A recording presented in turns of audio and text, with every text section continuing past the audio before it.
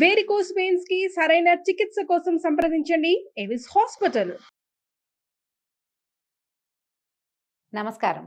విష్ణు పురాణం చెప్పుకుంటున్నాం. ఇవాళ రెండో భాగంలోకి వచ్చాం. బ్రహ్మ సృష్టి ఏ రకంగా జరిగింది, బ్రహ్మదేవుడు ఎలా భూలోకంలోకి వచ్చాడంటే సృష్టి క్రమం ఎలా ప్రారంభమైందో వింటున్నాము. ఆదివరాహ స్వరూపంతో విష్ణుమూర్తి భూమిని జలాలలోంచి ఉద్ధరించాడని చెప్తున్నారు. భూమిని సముద్రంలోంచి ఉద్ధరించిన తర్వాత మళ్ళీ బ్రహ్మరూపుడై సకల నదీ సముద్ర పర్వత ద్వీపాలను, సురాసుర నరపితృ లోకాలను, గరుడ గంధర్వ విద్యాధర పశుపక్షి మృగాది నానావిధ భూత సమూహమును మునుపటి సృష్టిలాగే సృష్టించి తగిన గుణరూప స్వభావ చేష్టలు కలిగించాడు అని చెప్పగా మైత్రేయుడు విని, గురుదేవ, బ్రహ్మ సృష్టి నువ్వు సంగ్రహంగా చెప్పావు, దాన్ని వివరంగా చెప్పమని అడుగుతున్నారు. అయితే ఇప్పుడు పరాశరులు చెప్తున్నారు, బ్రహ్మ ప్రజాపతి అయి 4 ముఖాలవాడు, రాజసగుణ ప్రభావుడు అయి సృష్టిని ధ్యానిస్తూ ఉండగా తమోమయము, తమో మోహము, మహామోహము, తమిష్టము, అంధతమిష్టము అని 5 జగాలకు ముఖ్యభూతములుగా ఆవిర్భవించాయి. 5 రకాల ప్రపంచాలు పుట్టేయట. అవి సక్రమమైన సృష్టికి సాధనాలు కాలేదు. అంతటా ఆత్మజ్ఞాన అజ్ఞానాలలో తామసమైన తిర్యజ్ఞానం, తిర్యక్రోశమైనటువంటి పశువులు, మృగాలు పుట్టేయట. మొదట మనం పుట్టలేదు. అజ్ఞానంతో కూడి ఉండి కేవలము ఏమంటారు, మన ఆహార నిద్ర భయం 5 నాదులు కలిగి ఉన్న మాత్రమే, అవే అజ్ఞానంతో ఉండేవి. ఏం చేస్తాయో అవి మాత్రమే చేయటం, ఆలోచన లేనటువంటి పశువులు, మృగాలు పుట్టాయట. అప్పుడు సాత్విక గుణ ధ్యాన శక్తితోటి అమర సృష్టి కలిగింది. బాగా దేవతల్ని సృష్టించారట. తదుపరి రాజస తామస గుణ సంకేతమైన ధ్యాన సృష్టిగా మానవ సృష్టి జరిగింది. మానవులు రాజసిక తామసిక గుణ సంకలితంగా జన్మించారు. మొదట మృగాలు, జంతువులు పుట్టినాయి, ఆ తర్వాత ఆ దేవతలు పుట్టారు, ఆ తర్వాతే మానవులు జన్మించారు. ఆ పైన కమలభవని సకలావయవముల నుంచి, ఆయన శరీరంలోని అన్ని అవయవాల నుంచి దేవ అసుర మనుజ పితృముఖ సచరాచర భూత సృష్టి జరిగింది. అంటే ఇవన్నీ సంకల్పాలు జరిగినాయి ముందు, ఆ తర్వాత సంకల్పం జరిగిన తర్వాత ఆయన అన్ని అవయవాల నుంచి, ఒక్కొక్క అవయవం నుంచి ఒక్కొక్క సృష్టి చొప్పున జరిగి చరాచర భూత సృష్టి జరిగిపోయిందట. తర్వాత ఆయా జాతులు వారి వారి కర్మల కారణంగా పుట్టి హింసాహింసలు, కాఠిన్య మార్తబాలు, నిందానిందలు, ధర్మాధర్మాలు, సత్యాసత్యాలు, జ్ఞాన అజ్ఞానాలుగా కలిగి ఇంద్రియ వ్యాపారాలకు తగిలి నానా విధములైన రూపాలు, జాతి స్వభావ చేష్టాగుణాలు కలిగేటట్టుగా సృష్టించారు. ఇది విని మైత్రేయుడు సగమే అర్థమైంది ఆయనకి, మనకమల్లేని. ఆయన అడుగుతున్నాడు, సరే మానవులు ఏ ఏ జాతులుగా బ్రహ్మావయవాల నుంచి ఉద్భవించారో చెప్పండి అంటే ఆయన చెప్తున్నారు. బ్రహ్మ సాత్విక గుణరూపంగా ముఖం నుంచి బ్రాహ్మణులు, రాజస గుణరూపంగా భుజాల నుంచి క్షత్రియులు, రాజస తామస గుణరూపాన ఊరువల నుంచి వైశ్యులు, తామస గుణరూపాన పాదాల నుంచి శూద్రులు పుట్టారు. వీరిలో బ్రాహ్మణులకు వేదాధ్యయనము, క్షత్రియులకు భూపాలన, వైశ్యులకు వ్యాపారము లేదా కృషి, శూద్రులకు బ్రాహ్మణ భక్తి, కృషి, అన్ని రకాల విద్యలు వీళ్ళకి విహిత కర్మలుగా నిర్ణయించారు. కర్మలు, అన్ని రకాల కర్మలు, బలంతో చేయగలిగే పనులన్నీ మీకు 4వ జాతికి ఇచ్చారట. ఈ 4 కులాల వారు కూడా బ్రహ్మ అవయవాల నుంచి పుట్టినవారే కనుక యజ్ఞాలు చేయటానికి అర్హులే. అంటే ఆ కాలంలో అన్ని రకాల జాతుల వాళ్ళు యజ్ఞం చేసుకునేవాళ్ళట. యజ్ఞాల వల్ల దేవతలకు సంతృప్తి, సంతుష్టి కలుగుతాయి. ఆ దేవతల ఆనందమే ప్రజాభివృద్ధికి మూలం. కాబట్టి యజ్ఞాలు కళ్యాణకారకాలుగా గ్రహించాలి. అందుకనే మనకి కృతయుగం అంతా యజ్ఞాలే ఉండేవంటి, పూజలు కాదు, యజ్ఞమే ప్రతి వాళ్ళు కూడా చేసేవాళ్ళు.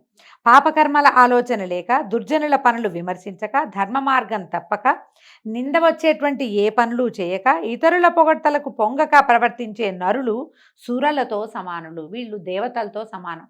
సరిగ్గా ఉండాలి ప్రవర్తన, నియమావళి అన్నమాట ఇది. ఇలా ప్రవర్తిస్తే మనం దేవతలతో సమానమైపోతామని. తాము చేసిన దానముల ఫలంగా మోక్షాన్ని మానవులు పొందుతారు. శ్రద్ధగా ఆచారాన్ని పాటిస్తూ ఎవరిని బాధించక, తాము ఎలాంటి బాధలు పొందక, నిర్మల మనస్కులై విష్ణుభక్తి పరాయణులుగా జీవించేవారు బ్రహ్మ ప్రత్యేకించి సృష్టించిన వారిని గ్రహించండి. తామస గుణంతో లోభమోహాలకి లొంగి, పుణ్యక్రియల ఆలోచన లేక, రోగాలకు చిక్కి, పాపపుణ్యాలతో నలుగుతూ పామరులుగా ఉండేవారుగా బ్రహ్మ కొందరిని సృష్టిస్తాడట. కొందరు పుణ్యాత్ములు, కొందరు పాపకర్మలు, కొందరు పాలకులు, కొందరు సేవకులు, కొందరు మాననీయులు, కొందరు సంపన్నులు, ఇంకొందరు దరిద్రులు బ్రహ్మ సృష్టిలోనే ఉంటారు. భగవంతుడే బ్రహ్మే అట్లా రకరకాలుగా సృష్టిస్తాడు. వీళ్ళు తమ తమ కర్మల్ని అనుసరించి ఇప్పుడు ధనవంతుడు ధనహీనుడుగాను, ధనహీనుడు ధనవంతుడుగాను మారే అవకాశం ఉంది. ఆయనే పుట్టిస్తాడు పేదవాడిని. పేదవాడు గొప్పవాడు అవడా అవుతాడు, అయిన వాళ్ళని చాలామందిని చూస్తాం కదా. అట్లాగే పుణ్యాత్ములు పాపకర్మలు అవుతారు, పాపాత్ములు పుణ్యకర్మలు అయ్యే అవకాశం ఉంది. కార్తీక పురాణం దీన్ని ప్రతిపాదిస్తుంది.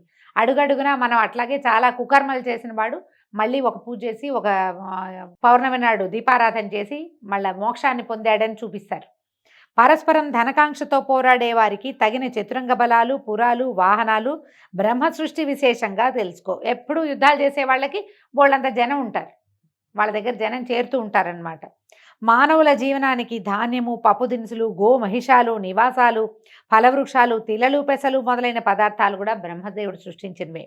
ఇలా సృష్టించిన పెంపులేని సృష్టి ఉండటం చూసి బ్రహ్మ ఏం చేశాడట, ఆయన మొదట సృష్టించిన గుంపే ఉన్నారు, మళ్ళీ ఏమీ జరగటల్లా, ఎలా ఉన్నది అలాగే ఉంటుంది. ఈయన అది పెరగటం లేదని తనతో సమానులైన ప్రజాపతులను సృష్టించి లోకమును ప్రజా సమృద్ధితో చేయాలని సంకల్పించి నవబ్రహ్మలను మానసిక సృష్టిగా రూపొందించాడు. ఈ నవబ్రహ్మలు ఎవరు? భృగువు, పులస్త్యుడు, పులహువు, క్రతువు, అంగిరసుడు, మరీచి, దక్షుడు, అత్రి, వశిష్ఠుడు. వీళ్ళని నవబ్రహ్మలుగా చెప్తారు. తర్వాత వీళ్ళకి భార్యల్ని కూడా సృష్టించాడు. వీళ్ళకి వరుసగా చూడండి, ఖ్యాతి, భూతి, సంభూతి, క్షమ, ప్రీతి, సన్నపి, ఊర్జ, అనసూయ, అరుంధతి అనే కన్యకల్ని కూడా సృష్టించి ఈ నవబ్రహ్మలకి సక్రమంగా లైన్ ప్రకారం అన్నమాట. భృగువుకి ఖ్యాతి, పులస్త్యుడికి భూతి, అట్లా లైన్ ప్రకారము వీళ్ళకి కన్యలను సృష్టించి వివాహాలు చేశాడు. అలాగే సనకాది యోగులను మానస సృష్టిగా జన్మించాడు. సనక, సనందన, సనత్కుమార, సనత్ సుజాతులు బాలుర రూపంలో ఉండేటువంటి మునులుగా వీళ్ళని నలుగురిని సృష్టించి వీళ్ళని సృష్టి చేయమంటే వాళ్ళు ఒప్పుకోలేదట. సంసార విముఖులై బ్రహ్మ విద్యాపారంగతులై తపశ్చర్యకి జీవితాలు అంకితం చేసి ఆ మహాత్ములైపోయారు వాళ్ళు. తర్వాత పద్మాసుని కనుబొమ్మల నడుము నుంచి కామిని సహితుడై మధ్యాహ్న భాస్కరుడిలాగా ఫాలాక్షుడైన రుద్రుడు ఉద్భవించాడు. ఆ అర్ధనారీశ్వరుడి వెంట మరో 10 మంది పుట్టారు. వాళ్ళే ఆ 10 మంది మొదట పుట్టిన రుద్రుడు కలిసి ఏకాదశ రుద్రుడు. తర్వాత బ్రహ్మ ఏం చేశాడట, ఒక పుత్రుణ్ణి, కుమారుణ్ణి సృష్టించుకున్నాడు. అతని పేరు స్వయంభువ మనువు.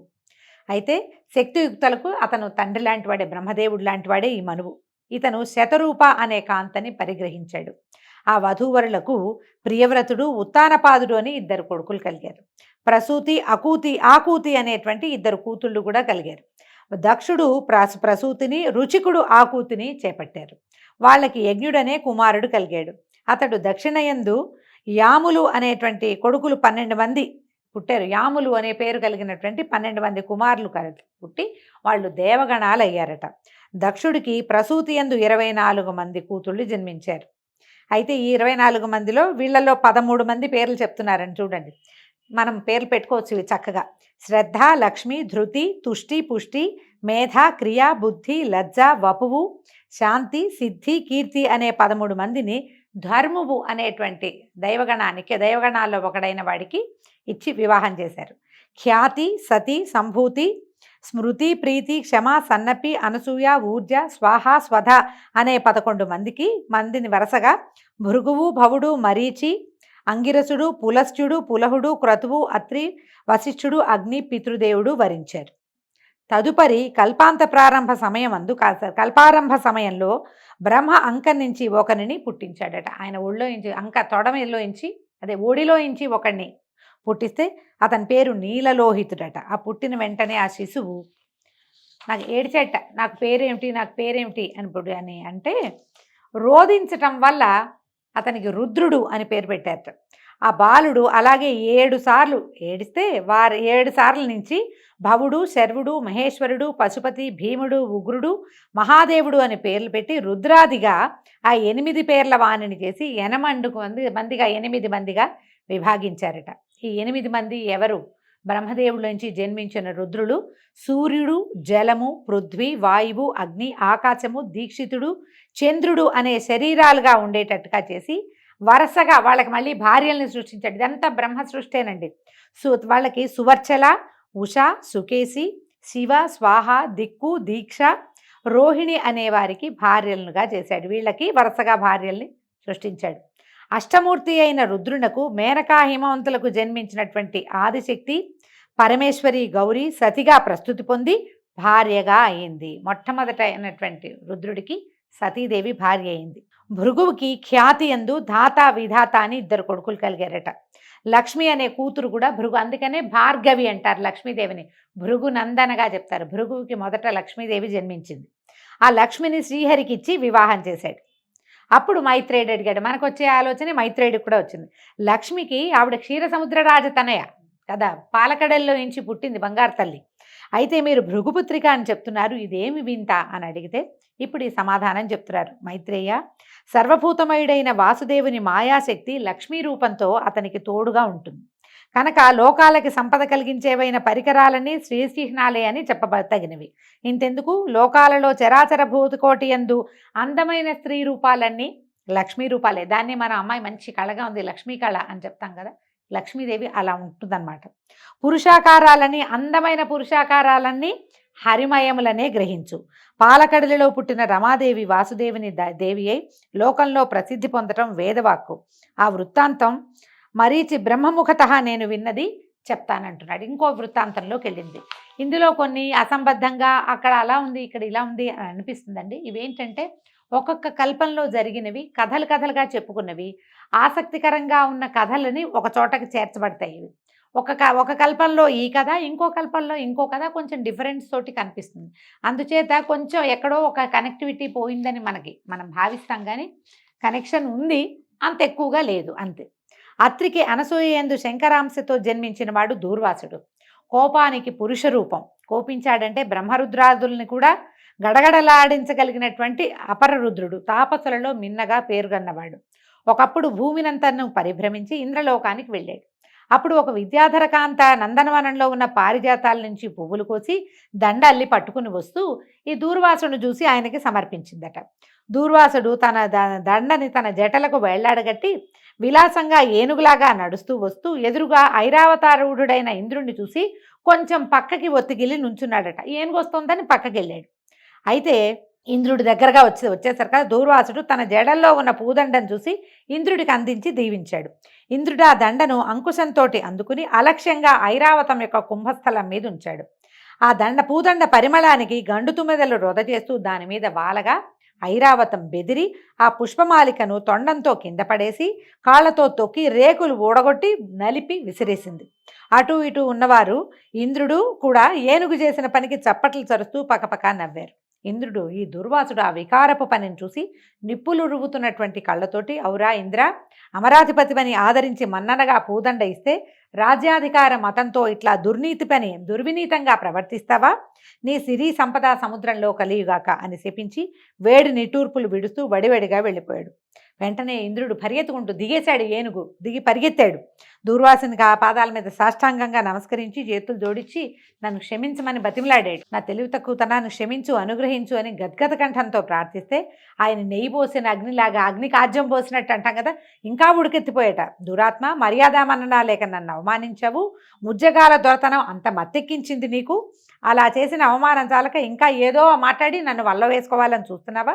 నోరు మూసుకుని పోతావా, లేదా నీ ఊరు పేరు పోయేలాగా శపిస్తానన్నాడు.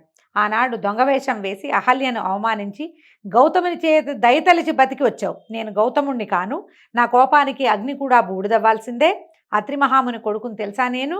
పోపో, నువ్వు ఇంకా ఏమైనా అన్నావో నీ బతుకు నడివీధి మెతుకవుతుంది. భరించరాని అవమానం చేసావు, పోపో అని ఏ శాపావసానము చెప్పకుండా ఇలా చెయ్యి పోనీలే అని అనలా. ఆయన మన్నించడం అనేది అసలు ఆయన చరిత్రలోనే లేదనమాట. పరిగెత్తినట్టు వడివడిగా వెళ్ళిపోయాడట. చేసేది లేక ఇంద్రుడు వెనక్కి తిరిగొచ్చి కందిపోయిన మొహంతో దుఃఖంతో కుందుతూ ఐరావతం ఎక్కి ధారగా కన్నీళ్లు కార్చుకుంటూ భవనానికి వెళ్ళాడట. అమరావతి అంతా కలకలం వచ్చేసింది. ఏమిటా అని వాకిట్లో నుంచి బయటకు వచ్చి నుంచుంటే అప్సరసలు, కల్పవృక్షము, కామధేనువు, ఐరావతము, ధనరాశులు ఒకదాని వెంబడి ఒకటి పెనుగాలికి దొర్లిపోయినట్టుగా ఎక్కడికో దొర్లి వెళ్ళిపోయినాయి. ఇంద్రజాలంలాగా అమరావతి మొత్తం సర్వం సహా శూన్యమైపోయిందట. దూర్వాసుడు పెట్టిన శాపం ముల్లోకాల ప్రభువుకి తగిన ముజ్జగాలకి ఆవరించేసింది. మొత్తం ఈయనకొక్కడికే కాదు, మొత్తం అంతా పోయింది. ధరలో దాన ధర్మాలు తెరచాటయ్యాయి. అనావృష్టి, సస్యనాశనం, ధనధాన్యాల తరుగుదల, యజ్ఞాలు అసలు పేరుకి అవన్నీ పోయినాయి. యజ్ఞాలు అసలు లేనే లేవు. దేవతలకి ఉపవాసమేనట. ఎందుకంటే ఏదైనా యజ్ఞం జరిగితేనే దేవతలకి భోజనం. ఇలాంటి దౌర్భాగ్యం పట్టింది.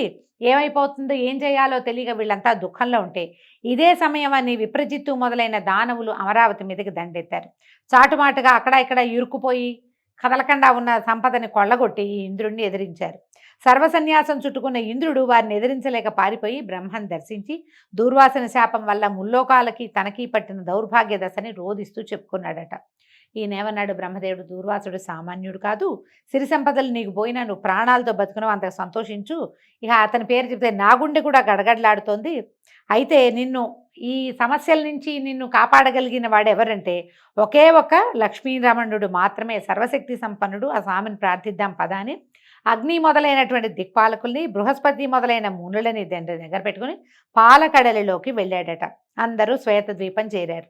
ఆ ద్వీపం నడుమునున్న వైకుంఠము, దానిలో లక్ష్మీ మండపంపై సనకాదుల దివ్య ప్రసంగాలు వింటూ ఉన్నటువంటి కోటి కందర్పమూర్తిని, పుండరీకాక్షుణ్ణి, దివ్యాలంకార శోభితుణ్ణి, పీతాంబరుణ్ణి, లక్ష్మీ మనోహరుణ్ణి దర్శించి ఆనంద పరవశులయ్యారు. వీళ్ళ దగ్గర ఉన్న సంపద అంతా పోయింది, కానీ సాక్షాత్తు లక్ష్మీరమణుడైన విష్ణుమూర్తి మాత్రం ప్రశాంత చిత్తంతో ఉన్నాడు. శ్వేతకల్పం అంతా వైభవోపేతంగానే ఉంది. అప్పుడు ఈయన అడిగాడు, దేవేంద్ర ఏం వార్త, ఇంత చిన్నబోయినట్టుగా ఉన్నావు, నీ కళ తగ్గిపోయింది, బ్రాహ్మణ క్షోభ ఏదో నీకు తగిలినట్టు తోస్తోంది అని అంటే, అప్పుడు ఈ దూర్వాసుడు శపించడము, ఇంద్రరాజ సంపద అంతా నాశనం అవటాన్ని, ఇది ఎలా తప్పుతుంది, ఈ దౌర్భాగ్యం నుంచి తప్పించుకోవటం ఎట్లా చెప్పమంటే, అప్పుడు ఏం చెప్పాడంటే, వాసవ విచారించకు, నేను చెప్పేది వినమన్నాడు. దిక్పాలకులతో వెళ్ళు, రాక్షసులతో కపటపు సంధి చేసుకుని వాళ్ళు మీరు పాల సముద్రంలో ఓషధి లతలు వేసి మందరగిరి కవ్వంగా వాసుకి తాడుగా ఆ సముద్ర మథనాన్ని చేయండి. నా సహాయం సమయానుకూలంగా ఉంటుంది. అమృతంతో సహా మహిత వస్తువులు, ముల్లోకాల వైభవానికి కారణాలైనవన్నీ మళ్ళీ వస్తాయి. అమృతపానం అవుతుంది. ఆ పోయిన సంపదంతా మీ వశమవుతుంది. రాక్షసులకు చెందేది శ్రమ మాత్రమే. నువ్వు యథాపూర్వకంగా నువ్వు ముల్లోకాలకి అధిపతి అవుతావు, వెళ్ళు అని ధైర్యం చెప్పి పంపించాడు. అందరూ ఆనందంగా వెనుతిరిగి వచ్చారు. చమత్కారంగా మాట్లాడి ధనుజులతోటి సంధి చేసుకున్నారు. మందరగిరిని పెళ్లగించి తెచ్చారు. వాసుకుని కవ్వపు తాడుగా చుట్టి పాలకడలిలో వేశారు. ఓషధి లతలు చుట్టూతా ఉంచారు.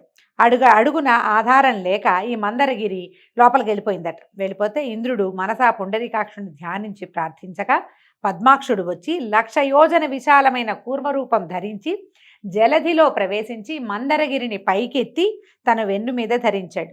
తర్వాత అది అక్కడ ఉండగానే నిజరూపం వచ్చి నిజరూపంలో పైకొచ్చి దేవదానవులను చూసి తరమండి, బాగా చిలకండి అని ప్రోత్సహించాడు. దేవతలు వాసుకి తోకను, దానవులు తలను పట్టుకుని మందరగిరిని తిప్పడం ప్రారంభించారు. వాసుకి శ్రమాధిక్యం వల్ల విడిచే నిట్టూర్పులతోటి విషజ్వాలలు వచ్చి దానవులని బాధించేవి.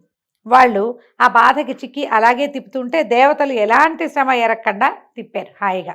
అలాగా తరమగా బాగా చిలగ్గా సముద్రం నుంచి కల్పవృక్ష కామధేనువులు, చింతామణి, రంభాది అప్సరసలు, ఐరావతము, ఉచ్చైశ్రవము వెలికిరాగా శ్రీపతి ఆ సమూహం మొత్తాన్ని ఇంద్రుడికి అప్పచెప్పాడు. వచ్చిన వాటన్నిటిని ఇంద్రుడికి అప్పచెప్పేశారు. నవనిధులు పుట్టగా కుబేరుడికి ఇచ్చారు. చంద్రకళ బయటకు వచ్చింది. ఆ చంద్రుడినేమో శివుడికి శిరోభూషణంగా ఇచ్చారు. ఒక కళ్ళు కొండ వచ్చిందట, దాన్ని దానవులు కైవసం చేసుకున్నారు. మనం సాధారణంగా వినలేదండి, ఇది కొంచెం ప్రత్యేకంగా కనపడుతుంది. భరించరాని విషం వస్తే దాన్ని సర్పాలు తీసుకునేవి. ఆ తర్వాత అమృత కలశం పట్టుకుని దివ్యాంబర ఆభరణధరుడైనటువంటి ధన్వంతరి బయటికి వచ్చి కనుసైగ చేత విష్ణువు సైగ చేసేసరికి తీరంలో ఉన్న ఒక చెట్టు కింద నుంచున్నాడట వెళ్ళి. తర్వాత పద్మపాణి, లోకజనని, విద్వాంసుల ఉపాస్య దేవత, త్రైలోక్య సుందరి, దయారాశి అయినటువంటి లక్ష్మీదేవి పాలకడలి తరంగాల మీద నుంచి అల్లనల్లన నడిచి తీరానికి వచ్చింది. మునులు శ్రీదేవిని శ్రీసూక్తంతో స్తుతించారు. విశ్వావసువు మొదలైన సుగంధర్వులు శుభగీతాలు పాడారు. ఘృతాచి మొదలైన అచ్చరలు ముచ్చటగా నాట్యమాడారు. ఐరావతాది దిగ్గజాలు సువర్ణ కలశాలలో గంగాజలం తెచ్చి అభిషేకించాయి. సముద్రపతి ఎన్నడూ వాడని పద్మమాలికలు ఇచ్చాడు. విశ్వకర్మ దివ్యరత్న అలంకారాలు సమర్పించాడు. బ్రహ్మరుద్రాది దేవతలు దివ్యమాల్య అంబరాలతో, మాల్యాంబరాలు అంటే మాలలు, వస్త్రాలు కూడా చందనము తీసుకొచ్చి అలంకరించారు అమ్మని. ఇలాగా మహావిభవాభిరామ అయిన ఆ దేవదేవిని దేవదేవుడు పరిగ్రహించి విష్ణుస్థల వక్షస్థల నివాసినిగా చేసుకున్నాడు. ఆమెను ఎత్తి తన హృదయంలో ప్రతిష్ఠ చేసుకున్నాడు. మొదట ఆవిడ బయటకు వచ్చినప్పుడే అమ్మ నిత్యానపాయిని అయి ఆయన వక్షస్థలాన్ని ఆశ్రయించి ఉన్నదట. తర్వాత ముల్లోకాలు సకల సంపద్వృద్ధిని పొంది కళకళలాడాయి. శ్రీహరి తనకు శత్రువులైన దానవులకు తృణమైనా చేరనీయక జలధిలో సంభవించిందంతా తన అనుచరులైనటువంటి దేవతలకే సంక్రమింపచేశాడు. అప్పుడప్పుడు ఇది అన్యాయం కదా అనిపిస్తుందండి. ఏమీ ఇవ్వలేదు, వాళ్ళతో చిలికిచ్చాడు కానీ వాళ్ళకి ఏమి ఇవ్వలేదు, పక్షపాతిగా ప్రవర్తించాడు అనిపిస్తుంది. భగవంతుడు స్వపక్షపాతిగా ఉండటం మరి సహజమేనేమో, ఆయన సహజ లక్షణం అయి ఉంటుంది. అంతలో విప్రజిత్తి మొదలైన దానవులు గుమికూడి ఉరికి అమృత కలశం తీసుకుపోయారు. దేవతల బికమొహాలతో చూస్తూ నుంచున్నారు. శ్రీపతి వెంటనే మోహిని రూపంతో దానవుల వద్దకు వెళ్ళి వాళ్ళని మోహ విభ్రాంతుల్ని చేశాడు. చిరునవ్వు, చిలికి చూపులు, హంస నడకలు, చేసంజ్ఞలు మొదలైన విలాసాలు ప్రదర్శించే ఆ మోహినిని చూసి ముగ్ధులైపోయారు. దానవుల మాట చెప్పనే అక్కర్లేదు.